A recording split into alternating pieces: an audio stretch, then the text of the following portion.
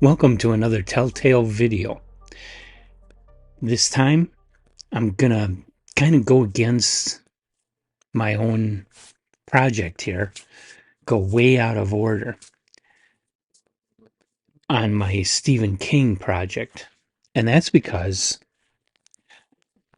last week I received You Like It Darker, which is a new collection of recent Stephen King stories. So bunch of them are being published here for, well, first time in print. I hear that they were all on the internet, or most of them were on the internet at some time. There's only one that I'm familiar with that was out on the internet that I read previously. Now, I'm way at the beginning in the early 1970s of my exploration of Stephen King's complete works, and I wanted to go through it in order of publication. So, of course, to talk about these stories now is completely defying my own project, but it's okay because it's my own project and I can do what I want. So I have already been reading this. I'm about halfway through the stories in here. Going good so far. And I'm going to do videos on all of the stories after I read them. And I'm going to post them probably a couple weeks after I shoot these videos because I'm, you know, halfway through. I've got a bunch of them I can shoot right now tonight. I'm sitting here on May 26th. And I'm not going to be putting these up on our YouTube channel for a little bit. I don't feel it's necessary to rush and get things up, you know, within a week of when the book comes out. The book's still going to be in the stores when you see these videos. So if you're moved to buy the book by my review, then go to your local Barnes & Noble and pick it up. It's going to be there. The very first story in the book then, and I'm going to do this individual stories. I'm not going to try and go through the whole book. Because the problem with reviewing a short story collection is that if you try to talk about all the stories in a single video, it's going to get really long, ridiculously long. And the other problem is that with with every short story collection, you're going to like some of the stories, you're going to hate some of the stories. Maybe you'll be not so much love, hate, like, hate. Maybe you'll just kind of like most of them and really love some of them, but I don't think I've ever seen a collection of short stories where every story in it was brilliant. There's always at least one that you just go, didn't really care for that, because it's a wide variety of stuff, and it's very hard then to collect stories together that everybody is going to like everything. It's like putting out a buffet. Different people are going to take different things and like it, and there'll be some things on the buffet that not much of anybody touches. And that's what you get with a short story collection. So I want to do this one story at a time because then it fits into the way I'm doing everything else. I'm doing the stories as they were published. And so I'm going through the collections like Skeleton Crew and Nightmares and Dreamscapes and reading individual stories and reporting on them in the order of publication. I'm not doing order of publication.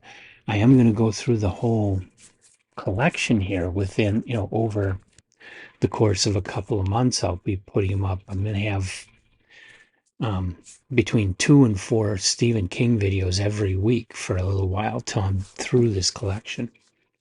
And the first story is Two Talented Bastids. And that's how he spells it, like a New England accent. That also helps him get around censors, I think. And to the best of my knowledge, this was not published before. If that's not true, please leave it in the comments because I couldn't find anything telling me that this story had been published anywhere else. I think this is brand new to this book. The story is about these two guys, and the story is being related by the son of one of the guys. And these two guys, one became a very, very famous, very wealthy artist and illustrator. The other became a very famous and wealthy writer. And they both didn't start having success in their careers until after this specific event happened. The event was when they were at their hunting cabin when they were relatively young.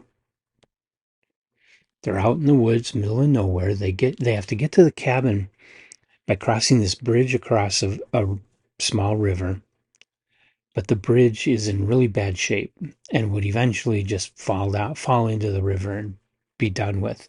But not at this time. At this time, it's very rickety. It's really dangerous to be walking across it, but they actually managed to get across it and get their gear, go back and forth with their gear. Can't drive across it, of course. They have their vehicle parked on the other side of the bridge. So they do that, and they just have a short walk then up to their cabin with the stuff. So they're at their hunting cabin, and one of them goes out just to look at the river. I think it's in the morning or in the evening. Can't remember which. But just goes out, look at things. And when he's out there, he sees this woman lying on the bridge. So he gets the other guy, and they go out carefully walking on the bridge and carefully carry her back over to shore. And they take her in the cabin. They give her something to eat. Well, they take her in the cabin, and she looks like she's having some kind of allergic attack, but she doesn't look quite right. She looks very different. They're assuming this woman is an alien, but she still looks like she's having like an asthma attack or something. So they happen to have some allergy medicine, and they give her a shot of the allergy medicine. They have it in this first aid kit that the one guy's wife always makes them take, this gigantic first aid kit when they go hunting. So they save the woman, and she leaves, goes back to wherever she came from. And the next day, there's a strange man at their cabin, and they bring them him in, and he gives them a gift. It looks like a glasses case. So, this is my glass case. What they're given though is a hard one with a lid that opens. And he instructs them to rub the top of it and then open it. And they open it, and it doesn't look like there's anything inside. They close it. Both the guys do this. And he tells them that that's a gift. And from that point onward, all of them had been, the two of them had been struggling with their paint, with the one with his paintings, the one with his writings, and not getting any success with any of it. None of it's very good. But suddenly, from this point on, their work gets really good. The author sells 3 bestsellers in a row. The artist sells some paintings that bring in a lot of money for him, and they just have success for the rest of their life. This isn't the usual dark Stephen King story, not the usual tragedy, not the usual horror story. This is more science fiction. It is very upbeat, not something you expect from King, but the characters are really good, and the story is really good. You just end this story loving it. It's a very, very well done story, well written, good characters, excellent characters, and a great sense of mystery to it. But in the end, an upbeat story with kind of a moral to it. Just not one that's really blatant and preachy or anything. It's much more subtle. But there is a good point in it about wishes.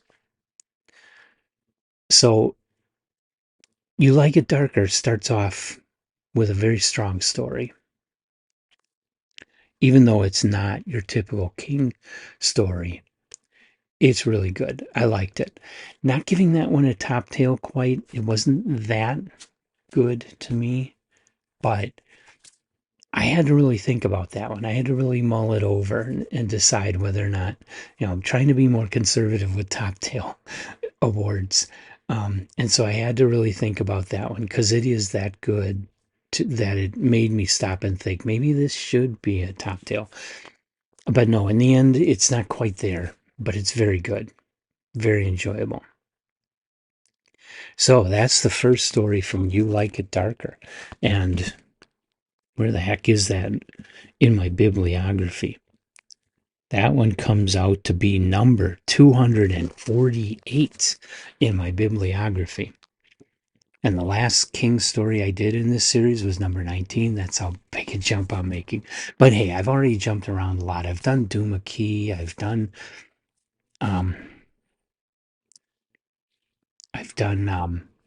The Dead Zone. Needful Things. It was Needful Things. So, Needful Things is 123.